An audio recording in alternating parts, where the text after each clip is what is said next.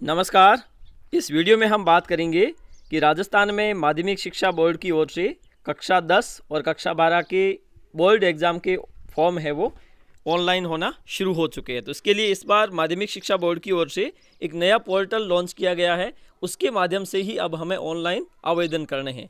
उसे कैसे करने हैं और उस नए पोर्टल में क्या नया है और इस बार आपको जो ऑनलाइन आवेदन करने हैं उसमें कौन कौन सी चीज़ों का विशेष ध्यान रखना है, इसी चीज़ को लेकर हम इस वीडियो के माध्यम से बात करने वाले हैं। तो सबसे पहले आपको माध्यमिक शिक्षा बोर्ड की मेन वेबसाइट पर यहाँ पे आना है। वेबसाइट अगर सीधे नहीं याद रख सकते तो आप गूगल पे लिख लीजिए RBSC या BSER, तो उस स्थिति में वो यहाँ पे एक साइट वहाँ पे ओपन हो जाएगी और साइट वो इस प्रकार से होगी।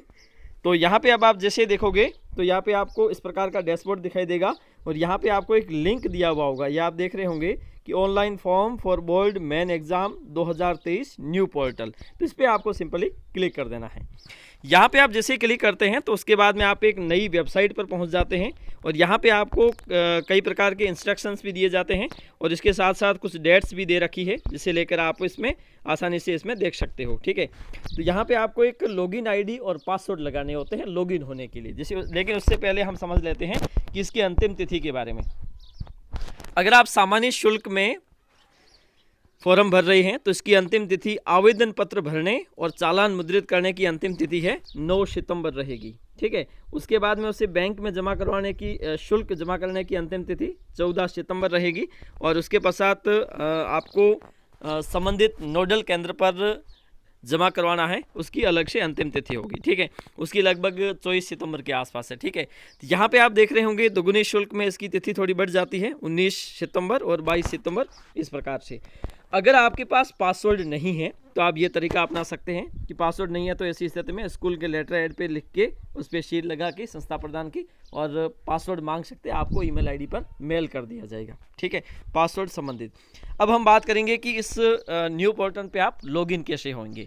लॉगिन दरअसल आपके जो बोर्ड कोड है, जैसे कि हमारे विद्यालय की 10/40/383 है, तो इसी प्रकार से आपके विद्यालय के बोर्ड के एक कोड होंगे, केंद्र कोड। केंद्र कोड नहीं होते, ये संबंधित विद्यालय के बोर्ड से संबंधित एक कोड होते हैं। केंद्र कोड तो वहाँ के होते हैं जहाँ का सेंटर बनाया जाता है जिस स्कूल को। ठीक है, तो ये आपके स्कूल कोड होंगे बोर्ड से संबंधित। ठीक है, उसके बाद में पासवर्ड आपके पास होंगे, अगर नहीं है भूल गए हैं तो ऐसी स्थिति में आप वहाँ से मंगवा सकते हैं मेल करके। तो हम क्या करेंगे, इसमें आईडी और पासवर्ड लगाएंगे, उसके बाद लॉगिन हो जाएंगे। तो हमने यहाँ पे आईडी और पासवर्ड लगा दिए और उसके बाद में हम लॉगिन पे क्लिक कर देंगे और लॉगिन पे जैसे ही क्लिक किया तो ये जो डैशबोर्ड है ये खुल गया है और इस प्रकार से आपको दिखाई दे रहा होगा और यहाँ पे लिखा हुआ है कि student application form will be available सून। हालांकि 18 से कहा था लेकिन अभी तक शुरू नहीं हुए हैं। इसकी अंतिम तिथि 9 सितंबर है अभी तक के अनुसार, लेकिन अभी ये शुरू नहीं हुए। अब यहाँ पे आप देख रहे होंगे कि जैसे यहाँ पे आपको 3 लाइनें दिखाई दे रही है। इस ऑप्शन में जाके हम देखते हैं तो पाते हैं कि कुछ यहाँ पे आपको चीज़ें दी हुई है, जैसे कि एक तो डैशबोर्ड जो दिख रहा है, उसके बाद में एलिजिबिलिटी में उन विद्यार्थियों की लिस्ट आती है जो इसके लिए एलिजिबल है, यानी कि शाला दर्पण पर वे विद्यार्थी जो कक्षा 10 और कक्षा 12वीं में एनरोल्ड है, उस स्थिति में यहाँ पे एलिजिबिलिटी फॉर्म और एलिजिबिलिटी लिस्ट डाटा। ठीक है, तो ये यहाँ पे आप देख सकते हो, लेकिन अभी ये यहाँ पे नहीं दिखाएगा। अभी एक मैसेज पॉपअप हो रहा होगा, यहाँ पे देखना आप। मैं इस पर करता हूँ तो यहाँ पे एक दिखाई देता है कि security notice please fill school profile detail. तो सबसे पहला काम आपको क्या करना है, स्कूल प्रोफाइल डिटेल आपको अपडेट करनी है अभी से इस नए पोर्टल के अनुसार। ठीक है, तो यहाँ पे आप कैसे करोगे इसको आज हम इसमें भी समझ लेंगे। उसके बाद में जैसे इसके फॉर्म शुरू होंगे वो भी आपको समझा देंगे। ठीक है, सबसे पहले स्कूल कोड यहाँ पे ऑटोमेटिक लिखा हुआ आ गया। उसके बाद में विद्यालय का नाम ऑलरेडी है ही। उसके बाद में एरिया टाइप, आपका विद्यालय शहरी क्षेत्र में है या ग्रामीण क्षेत्र में, तो यहाँ पे हम ग्रामीण कर देते हैं। उसके बाद में स्कूल फुल एड्रेस, जहाँ पे विद्यालय स्थित है उस गांव का नाम, ग्राम पंचायत का नाम, उसके बाद में पोस्ट ऑफिस का नाम, तहसील और ज़िला, ये आप लिख सकते हो यहाँ पे। उसके बाद में आपके विद्यालय का ईमेल आईडी यहाँ पे एंटर कर दीजिए।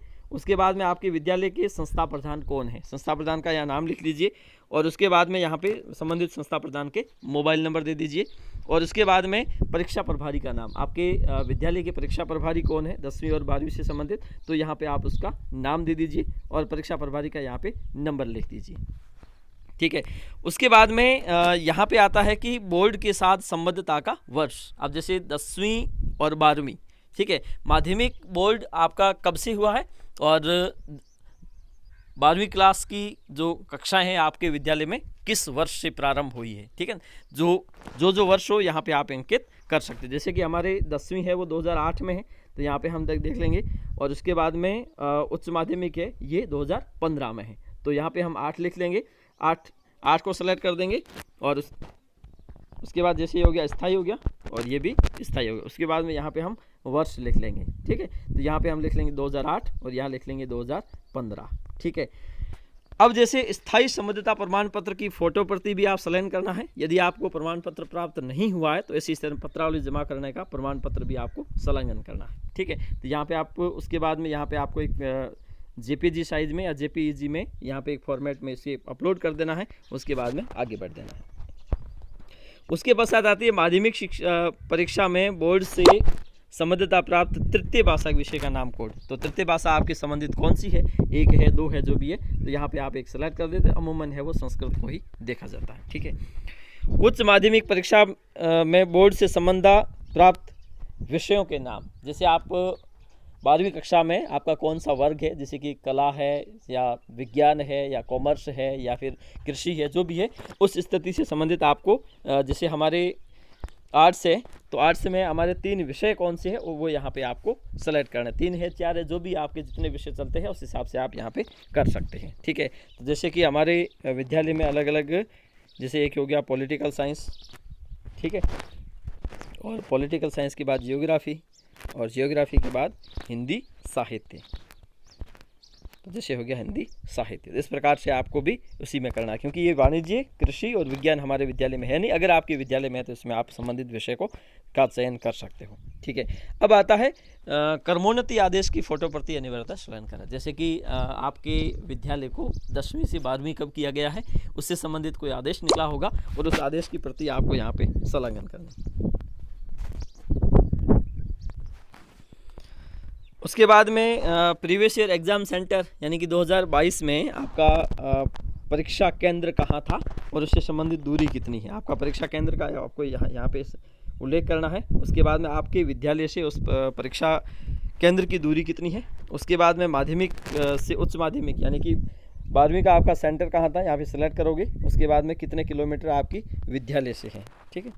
और उसके बाद में nearest nodal school name, nodal school आपका विद्यालय का नाम यहाँ पे ऑटोमेटिक आ जाएगा। जैसे government senior secondary school Barmer आ गया। उसके बाद में डिस्टेंस यहाँ पे आपको लिखनी है, आपके विद्यालय से उस नोडल केंद्र की दूरी कितनी है, ठीक है। उसके बाद में नियरेस्ट डिस्ट्रिक्ट डिस्टेंस, निकटतम जनपद में दूरी, मतलब आपका निकटतम जिला मुख्यालय, ठीक है। तो जिला मुख्यालय जैसे कि हम यहाँ कर देते हैं बाड़मेर। उसके बाद में उसकी दूरी कितनी है, दूरी हम यहाँ लिख देंगे। उसके बाद में निकटतम तहसील का नाम यहाँ लिखोगे। उसके बाद में आपके विद्यालय से उसकी दूरी कितनी है वो आप लिख दोगे, ठीक है। और परिवहन के लिए ये हो गया, जैसे कि ये निकटतम परिवहन स्टेशन यहाँ पे आप देख सकते हो। और उसके बाद में name of centre where you want to collect practical examination material, ठीक है। तो आपके उस केंद्र का नाम आपको देना है जहाँ से आप प्रैक्टिकल के एग्ज़ाम से संबंधित जो मटेरियल है वो प्राप्त करोगे। जैसे कि आपके संबंधित जिला मुख्यालय पर ही अमूमन रहते हैं तो जिला मुख्यालय का नाम, उसके बाद में उस केंद्र का नाम यहाँ पे आप सेलेक्ट कर सकते हो। उसके पश्चात आपके विद्यालय में प्रैक्टिकल सब्जेक्ट जो है उससे संबंधित जो मटेरियल आप प्राप्त करना चाहते हैं, जैसे कि ज्योग्राफी हो गया या साइंस का कोई विषय है जिसको आप लेना चाहते हैं, तो ऐसी स्थिति में आपके लिए वहाँ पर देना होगा कि आपके विद्यालय में कक्षा 12 के विद्यार्थी कितने हैं जो प्रैक्टिकल देने वाले हैं, उससे संबंधित जो आपको मटेरियल चाहिए वो कितना चाहिए, तो वो यहाँ पे आपको प्रैक्टिकली देखना है, ठीक है। और यहाँ पे जैसे हो गया डिटेल ऑफ प्रैक्टिकल एग्ज़ाम, जैसे हो गया ये सब्जेक्ट यहाँ पे सेलेक्ट कर लोगे। और उसके बाद में नेम ऑफ स्टूडेंट, स्टूडेंट कितने हैं, नंबर ऑफ स्टूडेंट सॉरी, ठीक है। उसके बाद में लैब कैपेसिटी आपकी कितनी है जिसमें माध्यम से आप एक साथ उसको करवा सकते हो, ठीक है। उसके बाद में प्रैक्टिकल के लिए आंसर शीट आपको कितनी चाहिए, जितने विद्यार्थी है उतनी चाहिए। उसके बाद में आपके पास पहले की कोई अवेलेबल है तो यहाँ पे संख्या कर दीजिए। उसके बाद में ऑटोमेटिक यहाँ आ जाएगा कि आपको कितने की आवश्यकता होगी। उसके बाद में ड्राइंग शीट अलग अलग विषय के अनुसार, जैसे ज्योग्राफी की है 2 के लिए 1 चाहिए तो यहाँ पे नंबर ऑफ स्टूडेंट दे दोगे। उसके बाद आपके पास कितनी है उसके बाद ऑटोमेटिक यहाँ पे आ जाएगा। उसी प्रकार से ड्राइंग की आ जाएगी, उसी प्रकार से ग्राफ्स पेपर भी फिजिक्स के लिए आ जाएंगे, ठीक है। और उसके बाद में where your school was centre in board अगर आपका विद्यालय पूर्व में बोर्ड परीक्षा का केंद्र रहा है तो यहाँ पे आप यस कर दोगे, अगर नहीं रहा तो नो कर दोगे। हमारा विद्यालय नहीं था, हम नो कर देंगे, ठीक है।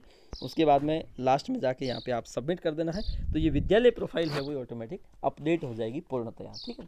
इस प्रकार से आप आसानी से अपनी विद्यालय प्रोफाइल अपडेट कर दीजिए। तो जैसे ही इसके फॉर्म ऑनलाइन होते हैं तो उसके बाद में हम आपको बता देंगे कि किस प्रकार से आपको ऑनलाइन आवेदन शुरू करने हैं और किस प्रकार से ऑनलाइन आवेदन किए जाएंगे। आज के लिए इतना ही, धन्यवाद।